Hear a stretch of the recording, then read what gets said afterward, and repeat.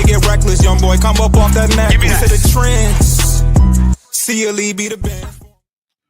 Welcome to Bleachers and Speakers. I'm your host, June. I got my co-host, B. Foster, with me. Before we get started for this post show, I want to remind everyone to subscribe to Bleachers and Speakers on YouTube and follow us on the aggregators for your audio fix. There's anywhere you can listen to a podcast. Just listen to, put in the search, Bleachers and Speakers, FFSN.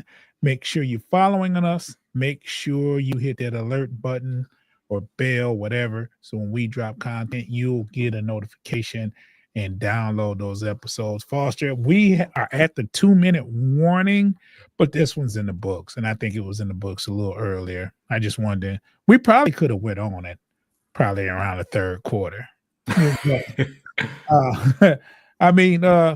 Scores with 2 minutes left.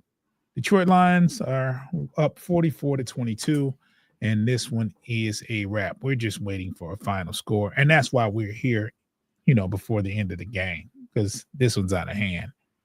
Foster, I seen what I needed to see today. We took advantage of a depleted Washington Commanders team, and we are on the way to 6-3. What do you think about the game today? I mean, we bounced back great. We knew we were going in facing a wounded team, a team without their star quarterback, and we played a much cleaner game today. We didn't really have any penalties. I think, were they intentionally kicking the ball out of bounds for legal procedures? The rule is if they get like a personal foul on the extra point or the 2-point conversion, we kick off at the 50, and the rule is if you kick the ball out of bounds at that point, they get the ball at the 25. Any other time, they get it at the 35. Because we did that a couple of times, and yeah, I mean, Payne. It was calculated. So we didn't have any we didn't have any true penalties. No, that's the rule. If they get a personal foul penalty. I don't know if it's a personal foul penalty or a penalty in general, but if you kick the ball off at the 50, you can kick it out of bounds and they get it at the 25 because of the personal foul. Okay. So they must have had a couple personal fouls after touchdown. Two of them. They got two. Yeah.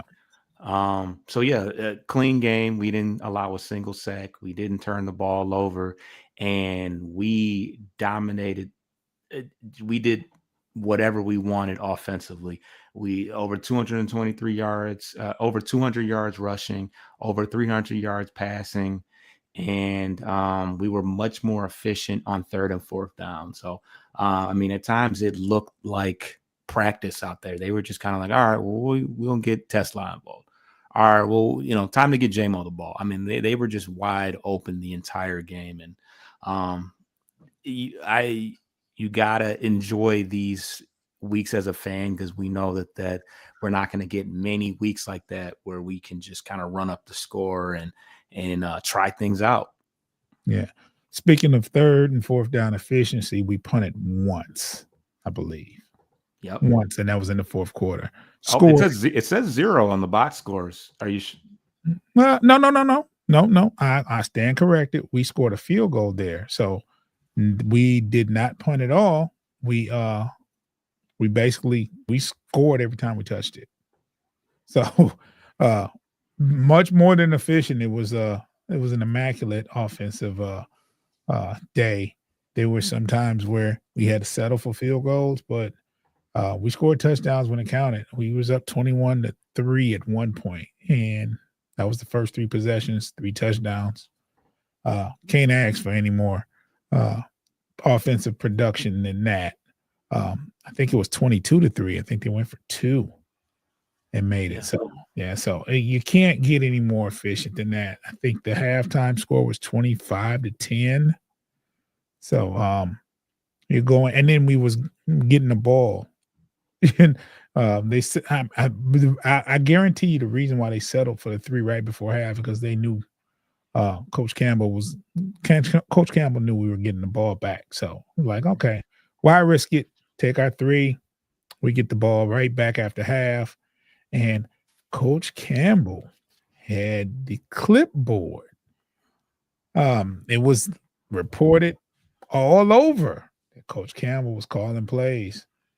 Now, Foster, I don't know what this means. I don't know if the writing's on the wall, but I'm going to say this. He called a hell of an offensive game. Hey, they had the blueprint. They were, a lot of quick hitters and plays over the middle of the field, similar to what Seattle kind of gouged Washington for last week. But we know Morton's still up top, so he's still the bird, got the bird's eye view. But yeah, I don't think we see. I don't think we're not going to see any coaching changes right now. But moving forward, it'll be something to way down the line. It may be something to talk about. We'll just have to see. It's not a good look. Not a good look for your offensive coordinator when your head coach starts calling the plays. Just not. I never heard of a punishment. I never heard of let's just sit him down for a week and I'm gonna call plays this week. It's not a good sign. Not a good sign. Before Ben Johnson, was Campbell calling the plays then? I don't even remember, but those are times I don't want to remember, Foster. Yeah, I don't know. We got a final 44-22. Lions improved to 6-3, and we are on our way to Philly. Ironically, that's who the Pistons have today. Yeah, so we need to sweep Philly between today and next week. The Pistons play tonight as well. What time do the Pistons play? Are they starting at 7:30? Yeah, they're warming up right now, so they'll tip off in a little bit. I guarantee you this will be a quick show. Yes, it will. We won't go an hour. We'll probably go another 10-15 minutes. At some point I'll take a quick break. But defensively, Foster, the Lions made plays when they needed to. They held Washington at bay, and there was no threat. I think the first possession, they got a field goal, but they had one possession where they had a touchdown. But that was about it for the first half. The score is 25-10 at the end of the first half, and there was no offensive, worry. There was no worry from the defense. The defense made plays. Branch was wilding out there. Arnold was covering pretty well. He had some good coverage. Now, mind you, Washington was without Terry McLaurin. Exactly. That's their best receiver. But, you have to take advantage of those games. It's a good thing nobody else stepped up and made themselves famous. But seen some good play. Jack Campbell was everywhere. Jack Campbell was everywhere. Hutch was quiet, but he commanded attention. I was gonna say during the game, I'm like, whoever's got Hutch, the QB owe him lunch because he kind of had him bottled up out there. Yeah, he was. I don't think he got in the stat sheet. I think he had a pass deflect. Yeah, he had one. It was a screenplay that he kind of got almost roped in there, but it was a good heads up play by him. So he didn't fall for it. He didn't fall and get greedy. He read the play and kind of dropped back in coverage and threw a paw up, and a split second earlier he probably catches that. But yeah, he was kind of quiet. Barnes was kind of quiet today.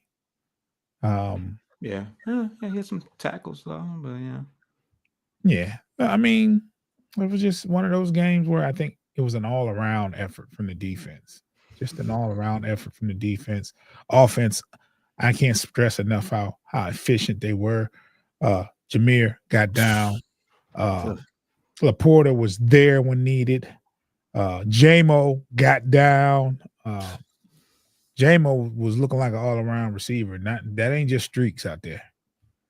yards after the catch, scored a touchdown. After could have easily went down after he got the catch, got some more yards, scored a touchdown. I'm glad J-Mo had 100 yards receiving today, over 100 yards, because he was getting kind of down about it, So, but good offensive. I want to say good. It was great offensively, especially that running game. I mean, those running lanes were gigantic. Like he was just Gibbs was hitting. They were doing a whole lot of dancing last week. He was exploding. Pause, but Montgomery was too as well. So yeah, it was kind of crazy. But let's take a quick break. Like I said, this show won't be long today. If you're listening, give us about 10 seconds. If you're watching, you're going to hear some wonderful ads.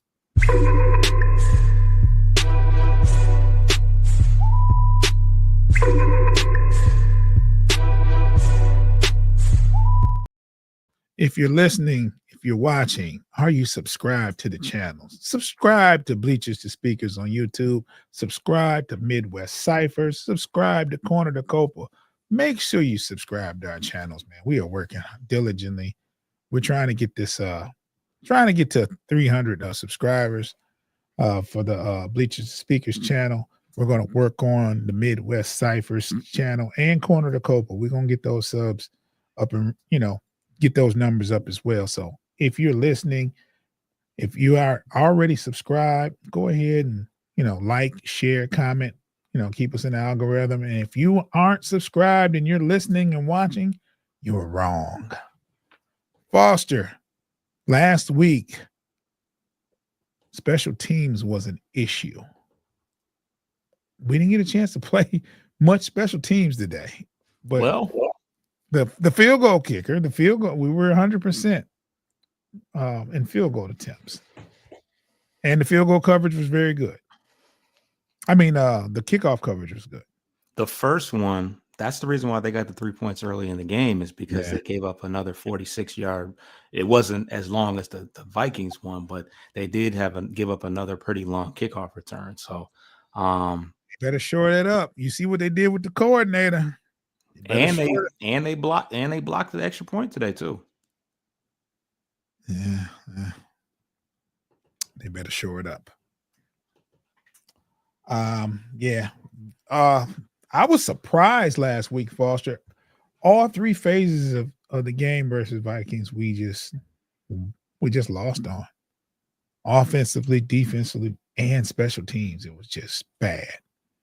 But to bounce back and have a game like this, we needed a game like this on the road. Wow.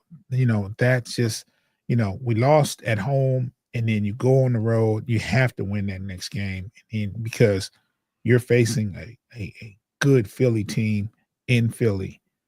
It's almost a must win today, and they went out and got it. I couldn't be more pleased. Let's see. Nathan Scott said 2 games ended at 44-22 at the same time, which is pretty interesting. What was the other game? I'd like to know.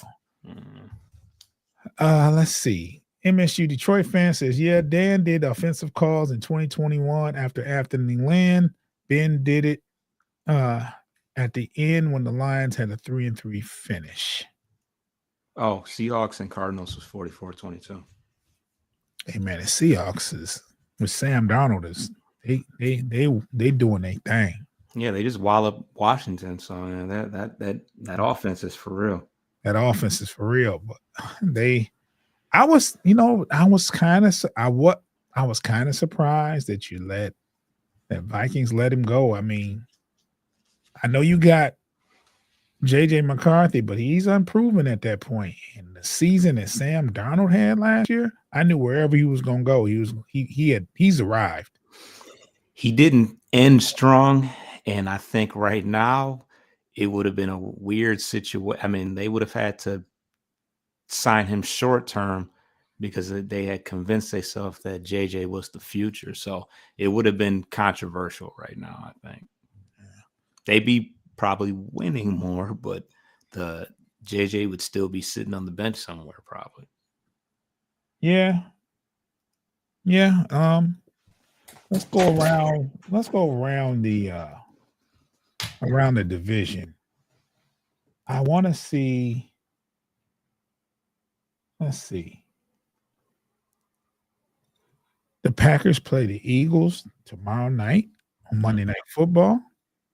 That's going to be interesting. The Vikings lost today to who they play? Ravens, other purple team. To the Ravens. They lost to the Ravens, and the Bears they had a come from behind big victory versus the Giants. They are 6-3 as well. 6-3. Yeah. So they are 6-3 along with us. So hopefully the Packers, lose to Philly, and that puts us in first place, tied with Chicago. Tied with Chicago for first place. Yeah. I mean, we handled our business for Chicago, but they are here. They're winning. They're finding ways to win by the skin of their teeth. But I will say, win is a win. We'll say they've had a very favorable schedule so far. They have a very favorable schedule. So we'll say that. We are beating the teams we're supposed to beat as well. So outside of the Vikings. Yeah. So I guess the teams we lost to, Kansas City, and who was the other team? Green Bay at the beginning of the season. So we're at the midway point. We're at the 9-game mark. We got 8 games left. We need to finish strong.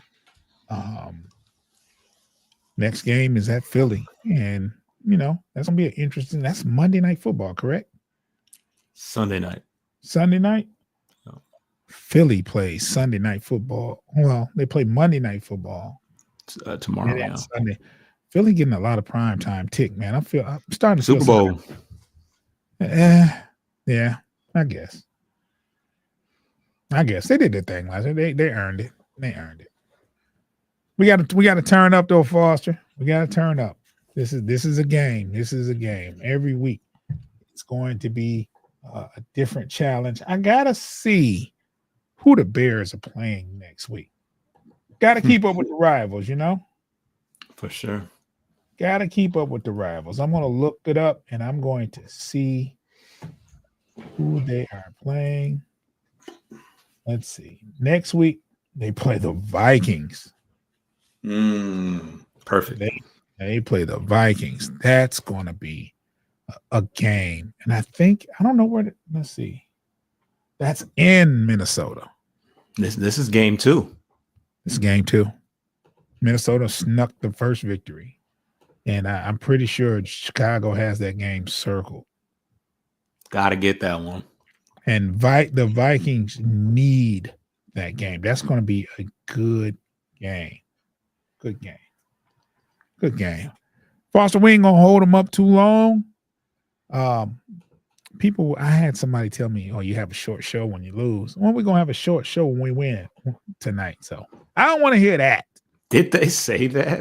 Somebody, a friend of the family said, you had them short shows. Friend of the family. Yeah. You had them short shows when you lose. Well, this tonight show is going to be shorter with a blowout victory.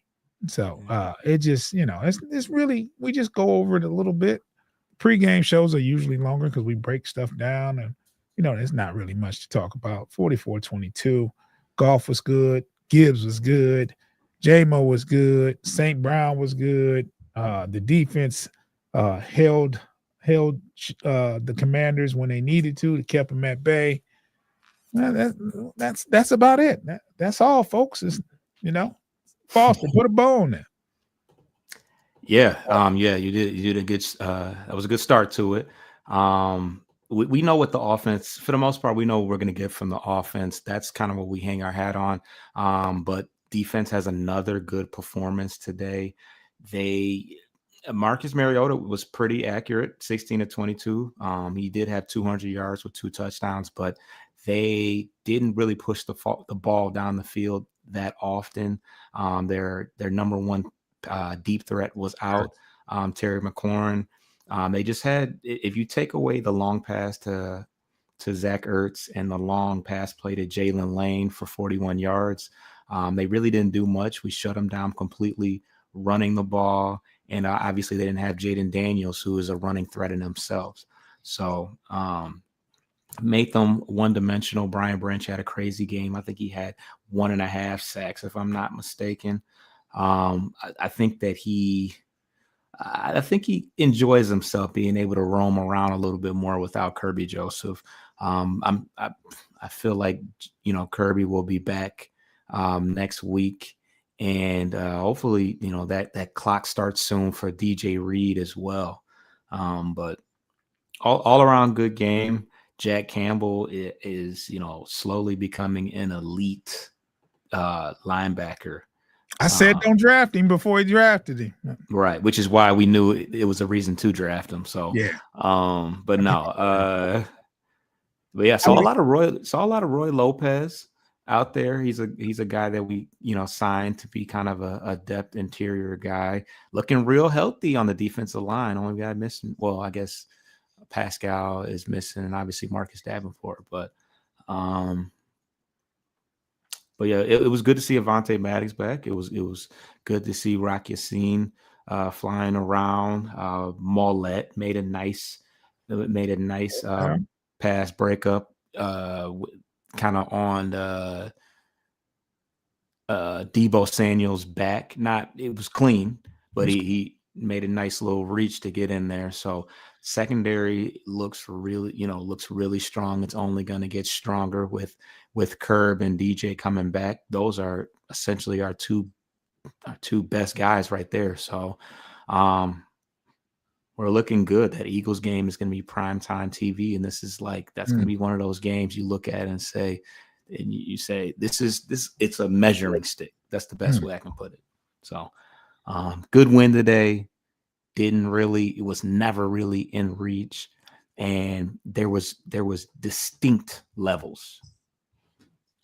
Yeah, you said it. You that's the bow. Make sure you are subscribed to Bleachers and Speakers on YouTube. Make sure you're subscribed to Corner to Copa. Make sure you subscribe to Midwest Ciphers. Make sure you subscribe. I can't stress enough. If you are subscribed, hit the like button as well. We don't tell people to hit the like button enough. You should know though. Hit the like button, share the content, comment on the content. We appreciate you for watching and listening. We're gonna get out of here. The Pistons are about to play, and I'll tell you what. Be on the lookout in case we go live after the Pistons game. We'll see. Get your lick back. If a nugget or do something, ain't no chit chat. Better stay up out the way, don't get your shit splat. Stop letting shit slide and get your lick back. And get your lick back. Get your lick back.